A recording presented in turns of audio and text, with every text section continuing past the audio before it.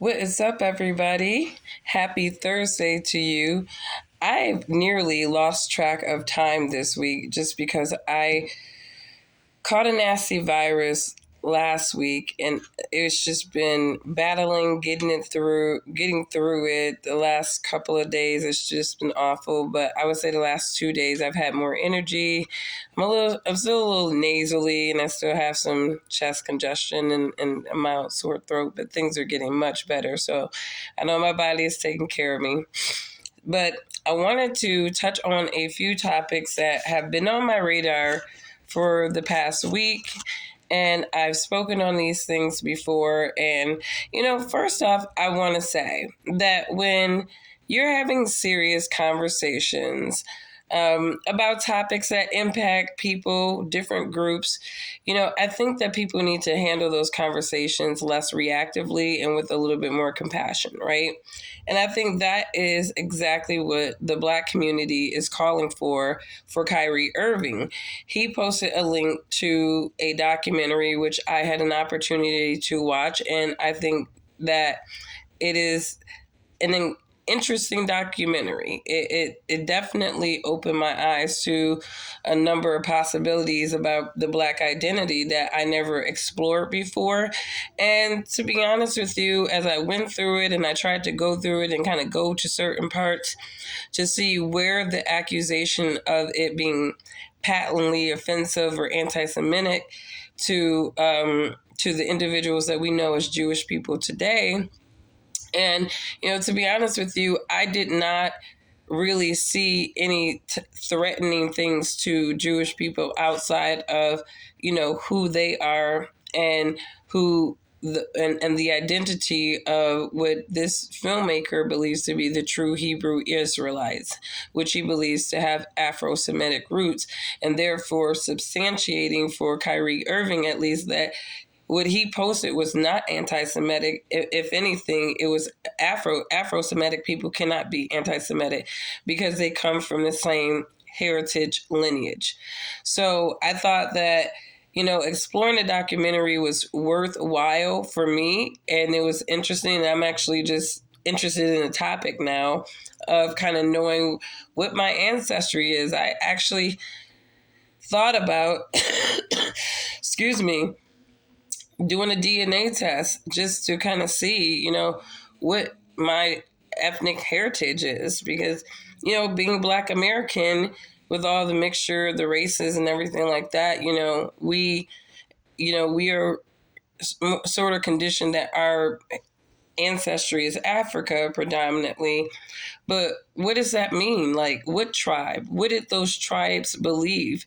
What are our ancestral beliefs? And I think that is important, as this documentary explored that many of them stem from Hebrew practices and beliefs. And, these are things that are worth sort of exploring. And so I think the backlash against Kyrie is unfair, and it has a layer of supremacy in it, because you're not going to sit there and say that what he did was patently offensive to the Jewish community. And I think that this documentary explores all kinds of conversations that will be opened and probably need to be opened. But off that, man, the midterms, talk about I slept through all the midterm hype. I saw people doing midterm parties and doing just red wave. They were wearing their red. They were just ready to just slaughter the Democrats, and ended up being just a little drip drip.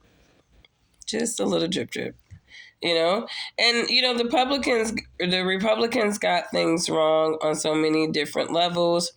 I already said this in a previous video way before the midterms. They had some fruity picks, just some fruity picks. I didn't think that they were very strategic at all. And, the Democrats come to play, right? They don't really care about the media hype, because what they're doing on the ground is for them more significant, and typically it is.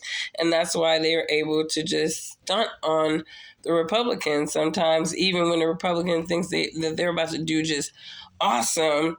Democrats, their soldiers on the ground are saying something different. That's why Katie No Debate Hobbs is a big contender with Carrie Lake right now, even though I hear that Carrie Lake might be doing a little bit better and she may have some high probability of winning. We'll see. But I mean, those races are close. I mean, Oz and Fetterman, that was just like, wow. Dr. Oz, man, you're a doctor. That man obviously may be in a condition where he is not fit for the job that he just beat you in to get. They said Dr. Oz took the summer off, didn't even campaign because I think he just figured, okay, this guy has a condition, I got it in a bag, right? Shows you how crazy the world is, Dr. Oz. It really does. It really does. So that was very, very interesting. Lauren Boebert, that just dingy Congress chick from Colorado, man, she just had no chill. And now she has a Democrat about to possibly unseat her. He's looking good too. I mean, she has a chance. I mean, it's razor thin. And, you know, I don't know kind of how they do things out in Colorado, what the vibes are like, but I just kind of felt like she was a little exaggerating. She needed to have a little bit more grace. And I feel like she was playing into this Trumpian character that just really kind of hurt her. I mean, it, you know, this red wave missed her, or it barely hit her if she wins. And that should humble her to calm down, have a little bit more grace, and just do your job. Focus on your job. And bring down those emotions. It's too much emotion and fire, and it's like, just put the point out there. So that was interesting. You know, I don't know if I mentioned Tiffany Cross, but Tiffany Cross, wow, MSNBC, they fired her. I mean, I've never seen it before, really. Somebody who was hired to talk about white people, talk about white supremacists, you know, flex their black supremacy. They were hired to do that, and you got fired for doing your job too well. MSNBC, I mean, that's just trash. That's what y'all hired her for. She did her job. It's crazy to me, you know, people like her and Joy Reid in these networks. It's like, who's running these networks really? What kind of freaky people are these? Have you ever heard of fiendom?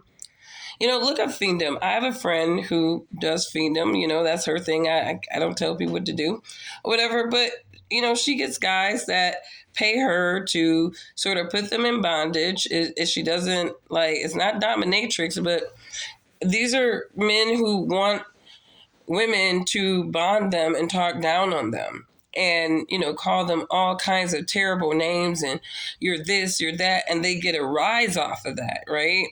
This is how some of these networks seem to me, some weirdos, where it's just like, call me a white supremacist again. Like, you know, white people are horrible. Oh, yes, Joy.